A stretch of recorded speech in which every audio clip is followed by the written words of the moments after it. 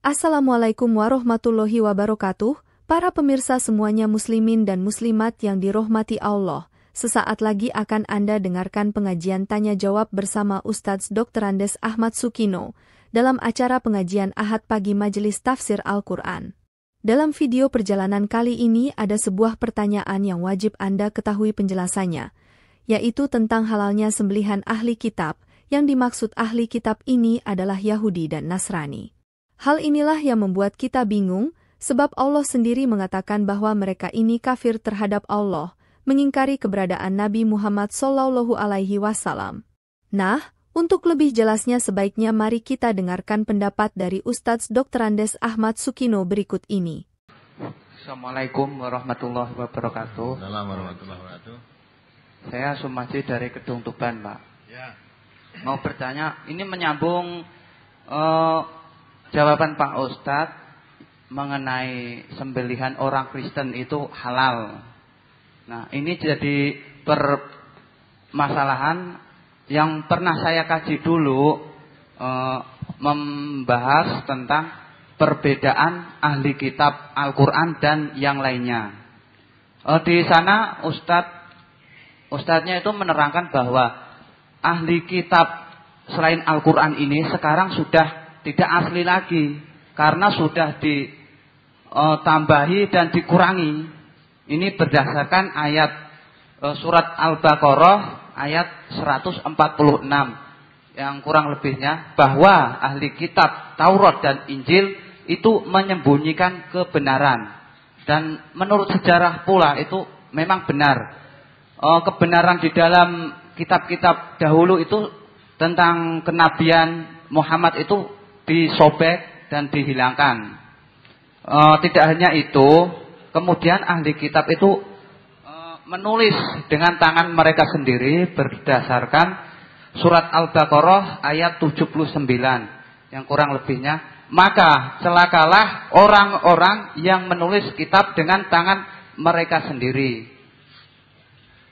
Perkataan ini diperkuat oleh pendeta-pendeta dari umat Kristen yang sekarang sudah masuk Islam. Mereka memperkuat pernyataan ini. Sementara cara penulisan kitab Injil saat ini pun menjadi permasalahan, karena diterangkan di sana bahwa penulisan kitab Injil saat itu ditulis pada 500 tahun setelah Nabi Isa Al-Masih diangkat. Itu yang menulis Paulus yang pertama. Berdasarkan keterangan ini, mohon penjelasan apakah ada perbedaan antara ahli kitab waktu Nabi sebelum diutus dan sampai sekarang. Terima kasih atas jawabannya. Dan satu lagi Pak Ustadz, ini tentang Umi. Jadi Umi itu pernah menyampaikan suatu hadis atau apa gitu, yang kurang lebihnya seperti ini. Dia berkata, dan apabila seorang yang soleh datang kepada seorang perempuan untuk meminang, maka janganlah kamu menolaknya. Dan jika kamu menolaknya, maka tunggulah fitnahnya. Nah, yang jadi pertanyaan tentang ini, fitnah seperti apa yang ditimpakan oleh wanita yang menolak seorang pinangan lelaki yang soleh? Terima kasih. Assalamualaikum. Waalaikumsalam warahmatullahi wabarakatuh. Sekarang kami tanyakan, yang menghalalkan sembelian orang ahli kitab itu bukan saya. Coba dibaca surat Al-Maidah itu.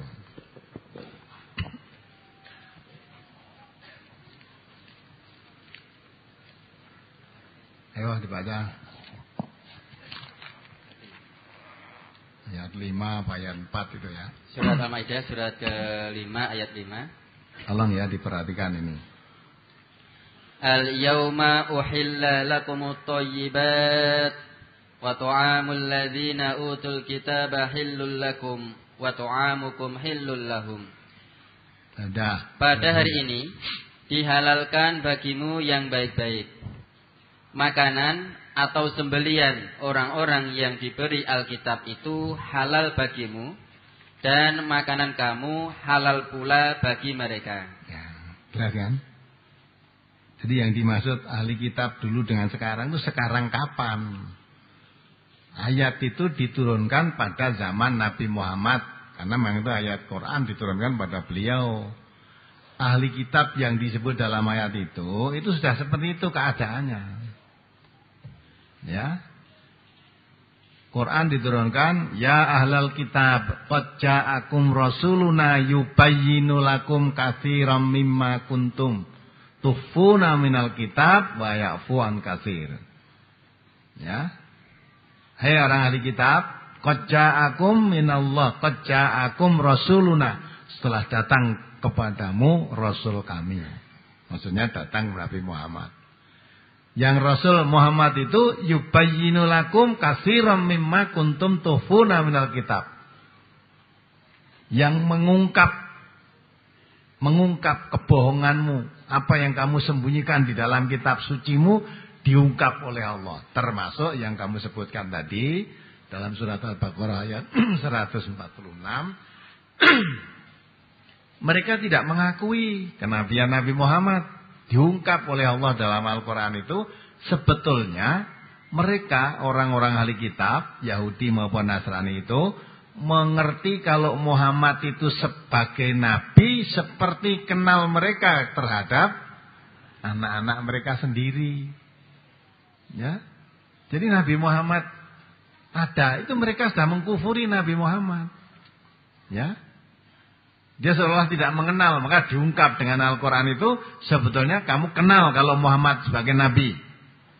Seperti kenalmu kepada anak-anakmu sendiri. Maka ada riwayat namanya Abdullah bin Salam. Orang Yahudi yang masuk Islam. Ketika dibacakan ayat itu dia mengatakan, saya lebih kenal kalau Muhammad itu nabi daripada terhadap anak saya sendiri. Itu ketika dibacakan ayat itu. Alasannya apa? Kalau Muhammad itu sebagai nabi, itu dia ngabarkan kenabian Muhammad itu di dalam kitab Taurat, wahyu dari Allah. Ya. Lah kalau itu anak yang dilahirkan oleh istri saya, yang ngabarkan itu anak saya, itu istri saya. Bisa jadi ketika saya pergi istri saya dihamili orang lain, terus mengatakan itu saya, bisa. Artinya kabar kalau itu anak saya itu dari istri saya. Istri saya itu bisa bohong, bisa benar. Tapi kalau Allah Maha Suci dari kebohongan. Maka sebetulnya sejak zaman Nabi Muhammad dengan sekarang orang ahli kitab ya sama. Sedang yang menurunkan ayat al-yauma uhilla lakumut thayyibat, pada hari ini dihalalkan bagimu yang baik-baik. Makanan orang ahli kitab atau sembelihan ahli kitab halal bagimu, dan sembelihanmu pun halal lagi. Itu pada saat Nabi Muhammad. Nah, perkara mereka ditutup, iya, maka datangnya Nabi Muhammad itu mengungkap kebohongan-kebohongan yang isi kitabmu sudah kamu hilangkan, termasuk kenabian Nabi Muhammad itu. Wa ya'fu an katsir, masih banyak yang diungkap oleh Al-Quran, kebohongan-kebohongan mereka dari kitab suci mereka yang sudah dibohongi itu. Tidak hanya itu, masih banyak yang belum diungkap dalam Al-Quran. Itu maksudnya kebohongan mereka itu sudah terlalu banyak. Kalau Quran mengungkap kebohongan mereka semua, seolah Quran ini isinya mengkuwi tok. Maka antara lain dikabarkan saja, ini termasuk kebohonganmu kalau kamu mau mengingkari kenabian Nabi Muhammad.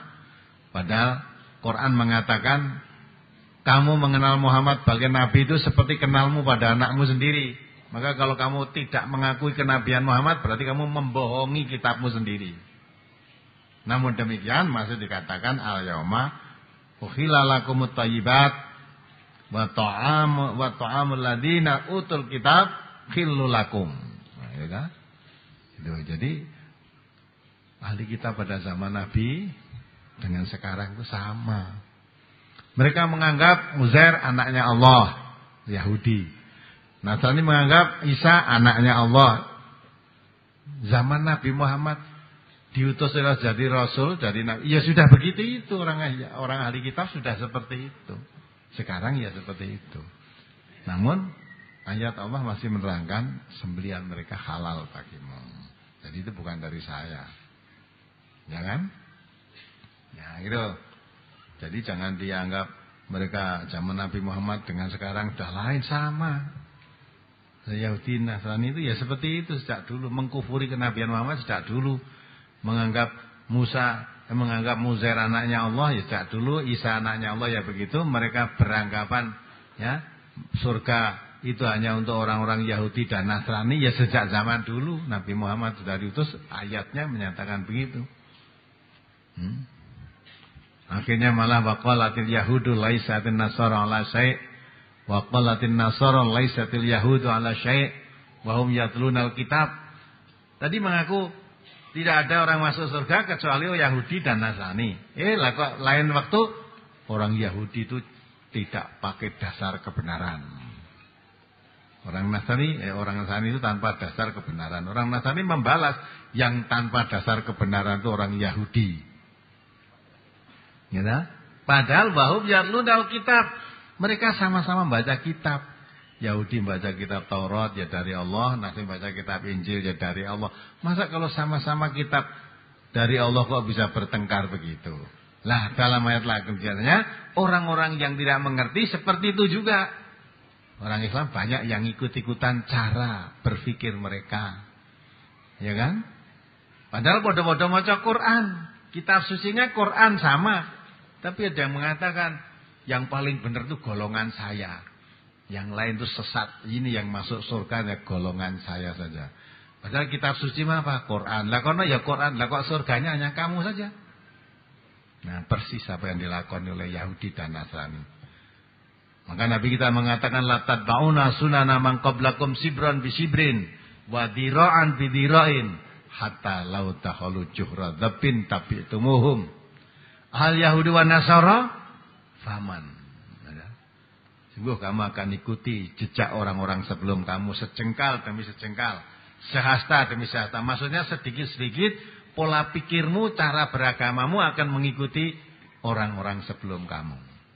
Sehingga mereka masuk ke lubang biawak, maksudnya menyimpang dari aturan agamanya pun kamu ikuti.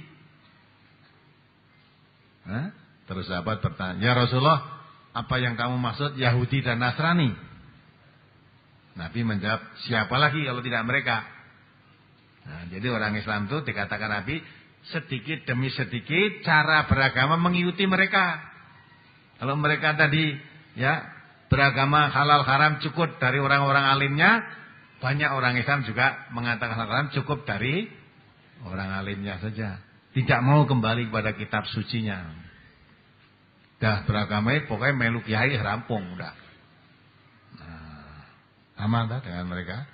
Nah, terus akhirnya antara mereka Yahudi baca Taurat, Nasrani baca Injil, sama-sama kitab dari Allah.